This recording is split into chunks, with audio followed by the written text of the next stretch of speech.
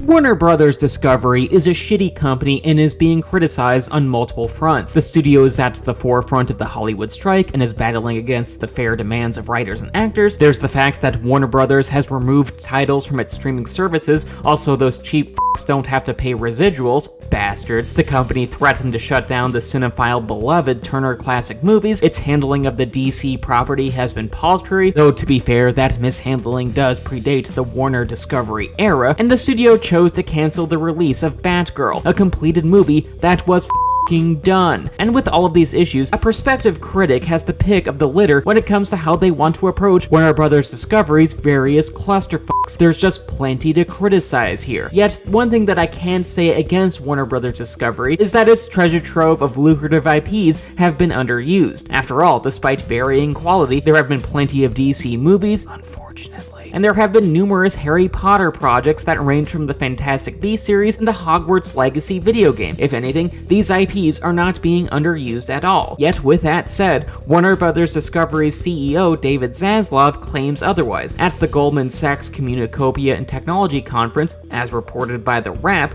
Zaslav stated, "One of the real strengths of Warner Brothers is we talk about the great IP that Warner Brothers owns. But for us, the challenge is that our content, our great IP, Harry Potter, DC, Lord of the Rings, that content has been underused." He then continued, "We haven't done anything with Harry Potter for more than a decade. We haven't done anything with Lord of the Rings." End quote. He then stated that earnings remain flat for the films that aren't part of Warner's big three IPs. Now, before I get into why Zaslav's statement is nonsense, allow me to get a few technicalities out of the way. In terms of DC, some of the heavy hitters have admittedly been underused. Hell, Zaslav correctly pointed out in a different quote that it has been roughly 10 years since there has been a mainline Superman movie, which is way too long for a beloved franchise and a proper reminder of how time is fleeting. When it comes to Harry Potter, the mainline series of films ended back in 2011, and in terms of Lord of the Rings, Warner hadn't done much with that franchise as of late. Sure, the Rings of Power released last year, but that's an Amazon Prime show, not a Warner Brothers one, so there is some truth to Zaslav's sentiment there. However, with all that out of the way, Zaslav's statement is still grade A bullshit, mostly because Warner Brothers IP isn't underused. No, instead, the operative word should be misused. And to explain why this is the case, let's start with DC. In terms of DC, the past several years worth of DC films have been underwhelming. While sure there are some highlights like the first Shazam, the Batman, and anything that James Gunn has done like the Suicide Squad and Peacemaker, DC is unfortunately associated with a never-ending parade of abysmal superhero guff, ranging from terrible films like Suicide Squad, Justice League, and Wonder Woman 1984 to films that embody pure mediocrity like Shazam 2 and The Flash. And admittedly, there are varying and often differing reasons as to why so many DCEU movies just did not work. For example, the early DCEU movies, i.e. the Zack Snyder era, featured muddled thematic storytelling and heroes who acted unheroically, even to the point of sullying the virtues of these various heroes. And many post-Zack Snyder era DC films often retreaded numerous tropes, story beats, and light-hearted tones that Warner's competitor at Marvel Studios had already done to death at that point, but sometimes with even worse editing. See Wonder Woman 1984. And additionally, those said late-era DCEU films felt less like an interconnected continuity and more like a chaotic and disjointed universe with minimal to no narrative or thematic cohesion. These adaptations often did not work, which is why Warner Brothers announced just last year that it was scrapping this whole failed continuity, opting to restart from scratch with James Gunn captaining the ship. God be with him. In other words, the last 10 years of DC films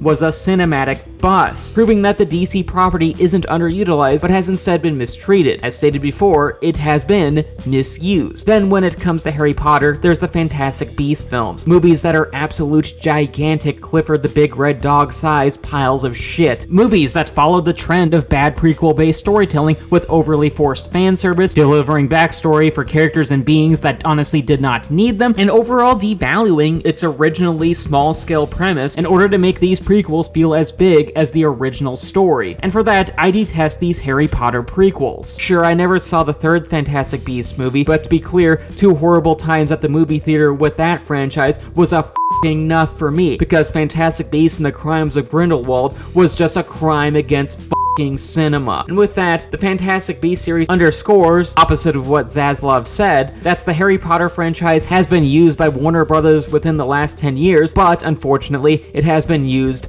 horribly. If anything, the Harry Potter franchise has just been awful on the quality front as of late, and that's even before discussing how Harry Potter's author, J.K. Rowling, has more or less become the face of a transphobic hate movement where I, and some other audience members, no longer really care about this series at all. Like, I wasn't interested in the Harry Potter video game that released earlier this year, and I'm sure as shit not intrigued by the announced Harry Potter TV series. I just don't give a damn about Harry Potter anymore, and that has nothing to do with the franchise being underutilized. If anything, the opposite is true. It's due to the franchise misuse and Rowling pivoting her career to hating trans people. And for that, I'm just done with this franchise. When it comes to Harry Potter, I'm outie. Then finally, there's the Lord of the Rings series. In terms of the Lord of the Rings, Warner Brothers might admittedly have more of a case when it comes to Zaslav's claim of franchisal underuse, mostly because cinematically wise, Warner haven't really done anything with the IP ever since the release of the subpar Hobbit movies 8 to 10 years ago. Warner Brothers just hasn't really been all that involved with this franchise as of late. Yet with that said, there still have been blunders on Warner Brothers' part in regards to the misuse of the Lord of the Rings IP, particularly with the 2017 video game Middle-earth: Shadow of War, the sequel to the good and innovative Middle-earth: Shadow of Mordor that had a lot of the same beloved gameplay elements from the previous game, like the nemesis system, a gameplay and design conceit where enemies can remember the player character, which was cool, but unfortunately there were problems and controversies with the sequel. Most notably, Middle-earth: Shadow of War was, at the time, one of the most egregious examples of the loot box craze, where it had in-game gambling mechanics that exchanged real-world money for the potential to win digital goods, which the game really pushed hard onto the player. And to make matters even worse, the lauded earlier mentioned nemesis system was tied to these gambling mechanics, effectively making the great and literally patented nemesis system worse. And due to this, Shadow of War wasn't as beloved as its predecessor, Shadow of Mordor. While sure, loot boxes were eventually removed from the game, the harm was done. Shadow of War got absolutely roasted, and not in the fun way, earning strong criticisms against it, and people like myself foregoing buying the game altogether, possibly even causing Shadow of War to reportedly fall short of Warner Brothers' sales expectations, as well as being a game that still has not had a sequel even be announced in the 6 years since Shadow of War was originally released, ultimately proving that Warner Brothers' treatment of the Lord of the Rings property was similar to their mishandling of other IPs. Because once again, the Lord of the Rings property wasn't underused,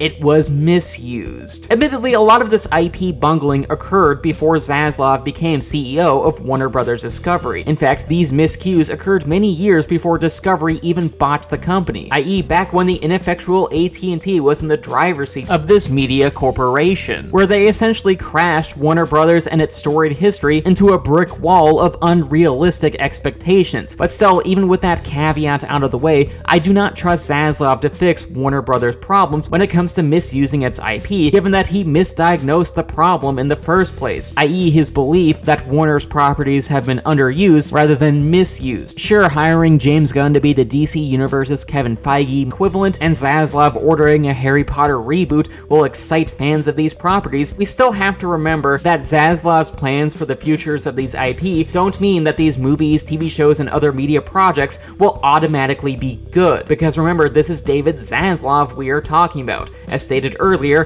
he has problems. And just because he is approaching these IPs differently than AT&T did, that doesn't mean that he isn't capable of making mistakes that cause these new projects to fail as well. Movies and shows that will exist due to an aforementioned misdiagnosis of why and how Warner Brothers failed its IP over the years. Because truly, Warner Brothers' key franchises have been everywhere the last 10 years. It's just that the quality did not match the output.